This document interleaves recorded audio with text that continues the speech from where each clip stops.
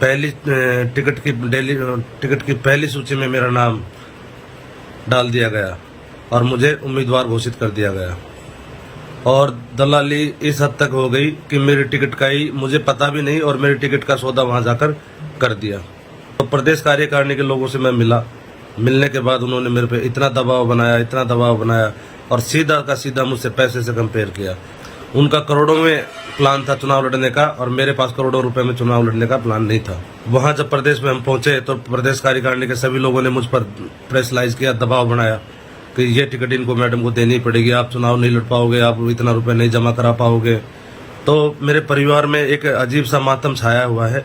कल भी मेरी माँ 1 से 1.5 घंटे तक रोई है। बच्चे स्कूल नहीं जा रहे। मैं आप सब लोगों से पूछना चाहता हूँ कि मेरे साथ ये क्या चल रहा है।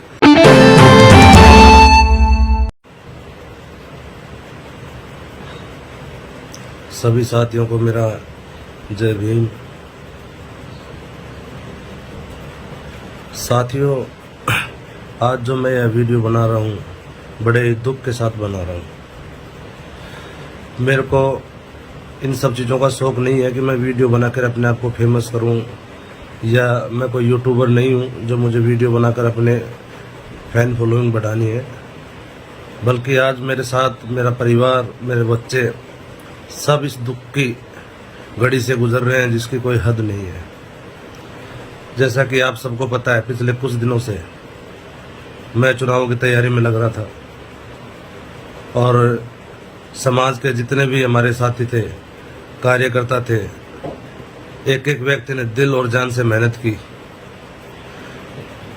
और उस मेहनत का नतीजा ये रहा कि जैसे हमने नीमराना में वो भाई चंद्रशेखर आज़ाद जी का प्रोग्राम करवाया, वो प्रोग्राम देखने के बाद चंद्रशेखर आज़ाद जी ने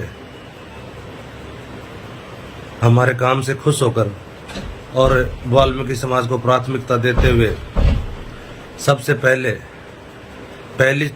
टिकट की पहली सूची में मेरा नाम डाल दिया गया और मुझे उम्मीदवार घोषित कर दिया गया। उम्मीदवार जैसे ही पता लगा मेरे विधानसभा के लोगों को, वाल्मीकि समाज के लोगों को, दलित समाज के लोगों को, तो लोगों में एक अलग तरह की खुशी सी छा गई कि पहली बार कोई किसी पार्टी ने किसी दलित समाज के बच्चे को, किसी वाल्मीकि समाज के बच्चे को ऐसा मौका दिया है। टिकट मिलने के बाद हम लोग, मैं और मेरी टीम के लोग, कार्यकर्ता, भीम आर्मी आज़ाद समाज पार्टी के सभी लोग फील्ड में लग गए। फील्ड में हम लोग काम कर ही रहे थे कि कुछ समाज के जो दलाल बैठे हैं, पार्टी में भी घुस गए हैं, वो अब उन लोगों ने दलाली करना शुरू कर दिया और दलाली इस हद तक हो गई कि मेरी टिकट का ही मुझे पता भी नहीं और मेरी टिकट का सौदा वहां जाकर कर दिया। मुझे तो पता भी नहीं था कि कोई दूसरा कैंडिडेट भी मेरे टिकट पे आ जाएगा। मैं यहाँ पे अपने फील्ड में काम कर रहा हूँ और मुझे सोशल मीडिया पर, व्हाट्सएप ग्रुप में देखने को मिला कि भाई ऐसे ऐसे तुम्हारी टिकट किसी और को मिल रही है। ये जानने के बाद बड़ा दुख हुआ।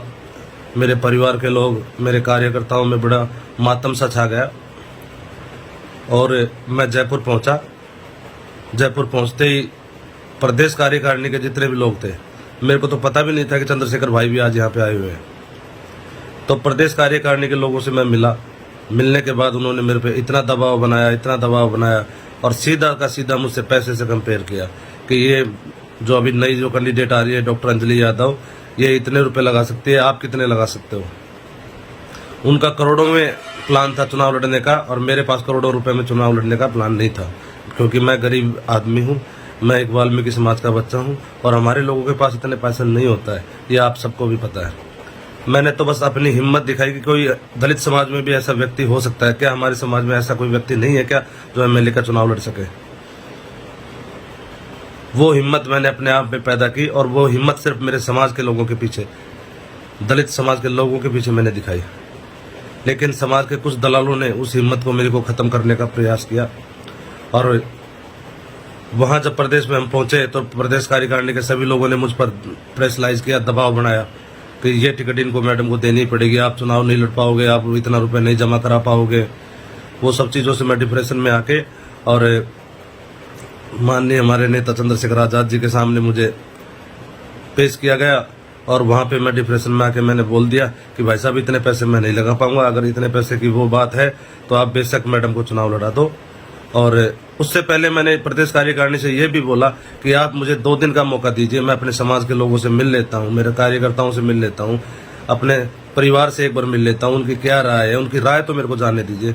लेकिन मुझ पर इतना भारी दबाव बनाया गया कि आपको अभी की अभी फैसला लेना पड़ेगा, वरना पार्टी से निष्कासित कर दिए जाओगे। मेरे को दबाव में आकर ये फैसला लेना पड़ा और उसके बाद 2 दिन तक मैं जयपुर ही रहा। जयपुर से आने के बाद जब मैंने यहाँ पर अपने नीमराना में पहुंचा तो मैंने ये अजीब तरह का माहौल देखा कि मेरे पे जो ये दाग लगाया है लोगों ने, मेरे परिवार के ऊपर दाग लगाया कि भाई 30 लाख रुपए तुमने ले लिए और 30 लाख रुपए लेके तुम बैठे हो। तो मेरे परिवार में एक अजीब सा मातम छाया हुआ है। कल भी मेरी माँ 1 से 1.5 घंटे तक रोई है। बच्चे स्कूल नहीं जा रहे। मैं आप सब लोगों से पूछना चाहता हूँ कि मेरे साथ ये क्या चल रहा है। अगर मैंने पैसे लिए हैं तो उस कैंडिडेट को या देने वाला जो भी व्यक्ति है मुझे उसको सामने आमने करवाएं और मुझे इस दाग से छुटकारा दिलवाएं। आप सबसे मेरा ये अनुरोध है। और अगर मुझे आज ये न्याय नहीं मिला तो मैं आपसे सच बता रहा हूँ,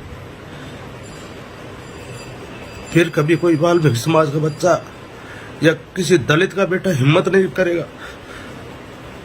मैं सच बता रहा हूँ आपको, मैंने पहली बार अपनी हिम्मत दिखाई कि दलित समाज में भी कोई है जो चुनाव लड़ सकता है।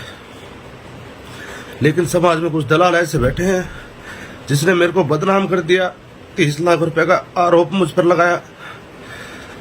अगर ये बात सच है तो मैं आप सबसे कहना चाहता हूँ कि इस बात को मेरे सामने साबित करवाया जाए, वरना ये बात सच है कि आज के बाद कोई दलित का बेटा, कोई वाल्मीकि का बच्चा हिम्मत नहीं करेगा।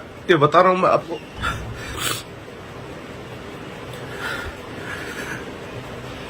और इसमें चंद्रशेखर भाई का कोई कसूर नहीं है, कहीं तक भी कसूर नहीं है। उनको तो इस बात का पता तक भी नहीं है। उन्होंने मुझसे भी ये कहा कि अनिल मेरी फर्स्ट प्रायोरिटी तू है, तू चुनाव लड़, मैं तेरे साथ हूँ।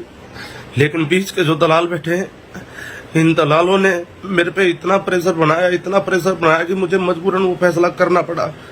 मैंने इनसे 1000 बार कहा कि मुझे को एक बार मेरे समाज में जाने दो, उनसे मिलने दो, लेकिन ये लोग नहीं माने, क्योंकि इनको दिख रहा था कि अगर ये मना कर देगा, ये चुनाव लड़ेगा तो हमारी जेब में कुछ नहीं आएगा।